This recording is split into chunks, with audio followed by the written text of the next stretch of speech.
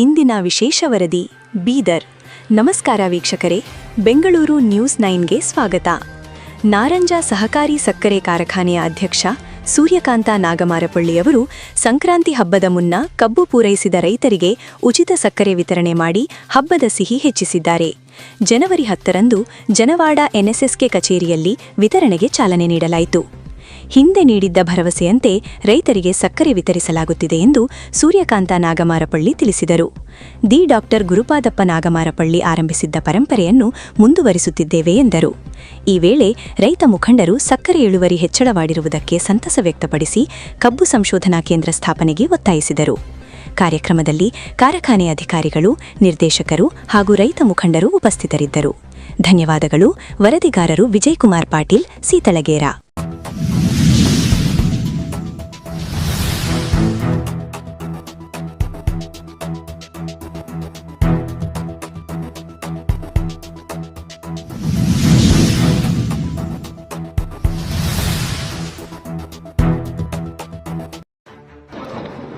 ಬಹಳ ಜನಕ್ಕೆ ಬಹಳ ಬ್ರ್ಯಾಂಡಿಂದ ಕರೀತಾರೆ ಜನರು.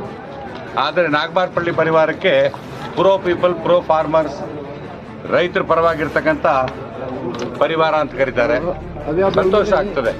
ಅದೇ ರೀತಿಯಲ್ಲಿ ತಂದೆ ಗುರುಪಾದಪ್ಪ ನಾಗಮಾರಪಳ್ಳಿಯವರು 18ನೇ ತಿಂಗಳಲ್ಲೇ ಚಾಲೆಂಜ್ ಆಗಿ ತಗೊಂಡು ನಾರಂಜ ಸಕ್ಕರೆ ಸಹಕಾರ ಕಾರ್ಖಾನೆಯನ್ನು ಶುರು ಮಾಡಿದ್ರು. 24 ವರ್ಷದಿಂದ ಕುಸಿದು ಬಿದ್ದಿರತಕ್ಕಂಥ ಸಕ್ಕರೆ ಸಹಕಾರ ಕಾರ್ಖಾನೆ 18 ತಿಂಗಳಲ್ಲಿ ಚಾಲೆಂಜ್ ಮಾಡಿ ತರಿಸಿ ಸತತವಾಗಿ 25 ವರ್ಷದಿಂದ ಇವತ್ತು ಶುಗರ್ ಫ್ಯಾಕ್ಟರಿಯನ್ನು ನಡೆಸಿಕೊಂಡು ಯಶಸ್ವಿಯಾಗಿ ಜನರ ಪರವಾಗಿ ಮಾಡ್ತಕ್ಕಂಥ ಕೆಲಸ ಇವತ್ತು ಗುರುಪಾದಪ್ಪ ನಾಗಮಾರಪಳ್ಳಿ ಅವರು ಮಾಡಿದ್ದಾರೆ. ತಮ್ಮೆಲ್ಲರಿಗೂ ಗೊತ್ತಿದೆ, ರೈತರಿಗೆ, ಬಡವರಿಗೆ, ಪರಿಶಿಷ್ಟರಿಗೆ, ಹಿಂದುಳಿದವರಿಗೆ, ಮಹಿಳೆಯರಿಗೆ ಇವತ್ತು ಜಿಲ್ಲೆಯಲ್ಲಿ ಯಾರ ಕಾಳಜಿಯಿಂದ ಕೆಲಸ ಮಾಡಿದ್ದಾರೆ ಅಂದರೆ ಅದು ಸನ್ಮಾನ್ಯ ಗುರುಪಾದಪ್ಪ ನಾಗಮಾರಪಳ್ಳಿ, ಪೂಜ್ಯ ನಾಗಮಾರಪಳ್ಳಿ ಅಂತ ನಾವು ಮರಿಬಾರ್ದು. ಅವರು ಹಾಕಿಕೊಟ್ಟಿರ್ತಕ್ಕಂಥ ದಾರಿಯಲ್ಲೇ ತಂದೆ ಗುರುಪಾದಪ್ಪ ನಾಗಮಾರಪಳ್ಳಿಯವರ ನಂತರ ಉಮಾಕಾಂತ್ ನಾಗಮಾರಪಳ್ಳಿಯವರು ಬಹಳ ಯಶಸ್ವಿಯಾಗಿ ರೈತರ ಆಶೀರ್ವಾದದಿಂದ, ರೈತರ ಸಹಕಾರದಿಂದ ಯಶಸ್ವಿಯಾಗಿ ಸಹಕಾರ ಸಕ್ಕರೆ ಕಾರ್ಖಾನೆಯನ್ನು ನಡೆಸ್ಕೊಂಡ್ಬಂದರು. ತಮ್ಮೆಲ್ಲರ ಆಶೀರ್ವಾದದಿಂದ ಈ ಸರ್ತಿ ತಾವೆಲ್ಲ ರೈತರು ಒಂದು ಬಹಳ ದೊಡ್ಡ ಜವಾಬ್ದಾರಿ ನನ್ನ ಮೇಲೆ ಹಾಕಿದೆ. ಫ್ಯಾಕ್ಟ್ರಿ ಈ ಹಂಗಾಮಿಯನ್ನು ಬಹಳ ಒಳ್ಳೆ ರೀತಿಯಲ್ಲಿ ಫ್ಯಾಕ್ಟ್ರಿ ನಡೀತಾ ಇದೆ. ಆಗಲೇ 1.5 ಲಕ್ಷ ಟನ್ನು ಇವತ್ತಿಗೆ ಕ್ರಷ್ ಮಾಡಿದ್ದೀವಿ. ರಿಕವರಿ ಇನ್ನೂ ಹೆಚ್ಚಿಗೆ ಬರ್ತಾ ಇದೆ. ಹೋದ ವರ್ಷದಕ್ಕಿಂತ ಜಾಸ್ತಿ ಈ ಸರಿ ರಿಕವರಿ ಬರ್ತಾ ಇದೆ. ರೈತರ ಕಡೆಯಿಂದ ನನಗೆ ನಿತ್ಯ ಫೋನ್ ಬರ್ತಾ ಇತ್ತು.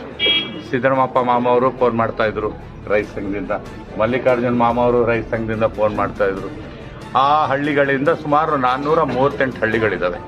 ಅಲ್ಲಿಂದ ರೈತರು, ತಂದೆ ಗುರುಪಾದಪ್ಪ ನಾಗಮಾರಪಳ್ಳಿಯವರ ಒಂದು ಪರಂಪರೆ ಇತ್ತು.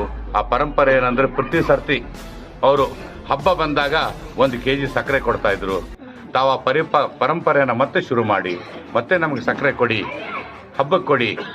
ನಾನಂದೆ ಆಯಿತು ಕೊಡೋಣ ಅಂತ ಹೇಳಿ ನಾವೆಲ್ಲ ವಿಚಾರ ಮಾಡಿ ನಮ್ಮ ಆಡಳಿತ ಮಂಡಳಿ, ನಮ್ಮದೆಲ್ಲ ಬೋರ್ಡ್ ಆಫ್ ಡೈರೆಕ್ಟರ್ಸ್ ಹತ್ರ ಎಲ್ಲ ಡಿಸ್ಕಸ್ ಮಾಡಿ ಡಿಸಿಷನ್ ತೊಗೊಂಡು ಹೌದು ಆ ಪರಂಪರೆಯನ್ನು ಮುಂದೆ ಮಾಡೋಣ.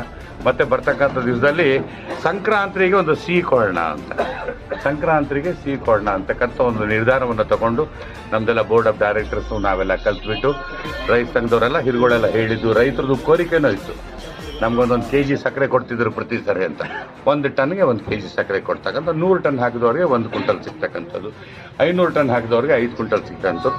ಬಡವರು ರೈತರು ಅರ್ಧ ಎಕರೆ 50 ಟನ್ ಹಾಕಿದವ್ರಿಗೂ 50 kg ಸಕ್ಕರೆ ಸಿಗ್ತಕ್ಕಂಥದ್ದು.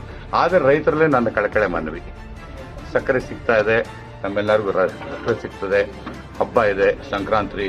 ತಾವು ಹಿರುಗಳಿರ್ತಾರಲ್ಲ, ಪೂಜ್ಯ ಮನೇಲಿ ಹಿರುಗಳಿಗೆ ಸಕ್ಕರೆ ನೆವದಿ ತೋರ್ರಿ, ಮನೆ ದೇವ್ರಿಗೆ ತೋರ್ರಿ, ತಾವು ಲಡ್ಡು ತಿನ್ರಿ, ಆಜು ಬಾಜು ಮನೆಯವ್ರಿಗೂ ಲಡ್ಡು ಕೊಡ್ರಿ.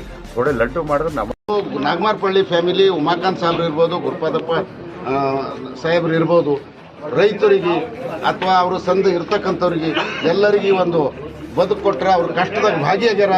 ಅದು ಇಡೀ ಜಿಲ್ಲೆ ಜನತೆ ಮಾತಾಡ್ತದೆ, ನಾವು ಆಡೋದಲ್ಲ, ಇಂದು ಜನತೆ ಮಾತಾಡ್ತಿದೆ. ಅದಕ್ಕೆ ಇವತ್ತು ಈ ಒಂದು ಶುಗರ್ ಫ್ಯಾಕ್ಟ್ರಿ ಕೂಡು ಬೀಳಂಗೆ ಬಂದಿತ್ತು. ಅದಕ್ಕೆ ಸರ್ಕಾರಕ್ಕೂ ತಮ್ಮ ಈ ಮಾಧ್ಯಮದ ಮುಖಾಂತರ ಒಂದು ಮನವಿಯನ್ನು ಮಾಡ್ತೀನಿ. ಈ ಕಾರ್ಖಾನೆಗಳಿಗೆ ಏನು ಬಡ್ಡಿ ಸಾಲ ಹೆಚ್ಚಾಗಿದೆ, 1 ಟೈಮ್ ಸೆಟಲ್ಮೆಂಟ್ ಮಾಡಿ ಅವರಿಗೆ ಇನ್ಸ್ಟಾಲ್ಮೆಂಟ್ ಕೊಟ್ಟು ಕಾರ್ಖಾನೆ ಪುನರ್ಜೀವನಗೊಳಿಸಬೇಕು. ನಮ್ಮ ಬೇರೆ ಬೇರೆ ಕಡೆ ಹೋದಾಗ ಭಾಳಷ್ಟು ಬೇರೆ ಇಂಡಸ್ಟ್ರಿ ಇರ್ತಾವೆ, ನಮ್ಮ ಬೀದರ್ ಜಿಲ್ಲೆ ಇರೋದೇ ಶುಗರ್ ಕೇನ್. ಮತ್ತು ಇಲ್ಲಿ ನೀರು ಇವತ್ತು ಡ್ಯಾಮು ಏನದ ಸಂಪೂರ್ಣ ನಮ್ಮ ಜಿಲ್ಲಾಕ್ಕೆ ಅನುಕೂಲ ಅದ. ಅದಕ್ಕೆ ಕಾರ್ಖಾನೆಗಳು ಉಳಿದ್ರೆ ರೈತರ ಬಲ್ಲಿ ದುಡ್ಡು ಬರ್ತದ. ಅದಕ್ಕೆ ಆದಷ್ಟು ಮಟ್ಟಿಗೆ ಮುಖ್ಯಮಂತ್ರಿಗಳಿಗೆ ಮತ್ತು ಕೇಂದ್ರದಾಗ ಏನು ಮಂತ್ರಿ ಸಹಕಾರ ಮಂತ್ರಿ ಅಮಿತ್ ಶಾ ಅವರಿಗೂ ಸಹ ನಾವು ಮನವಿ ಮಾಡ್ತೀವಿ, ಏನೇ ಮಾಡ್ರಿ ನಮ್ಮ ಕೋಆಪರೇಟಿವ್ ಕಾರ್ಖಾನೆಗಳು ಬದುಕಬೇಕು ಅಂದ್ರೆ ಒನ್ ಟೈಮ್ ಸೆಟಲ್ಮೆಂಟ್ ಮಾಡಿ ಅವ್ರ ಸಾಲದ ಹೊರೆ ಕಡಿಮೆ ಮಾಡ್ರಿ ಮತ್ತು ರೈತರು ಪೇಮೆಂಟ್ ಮಾಡಕ್ಕೆ ಅನುಕೂಲ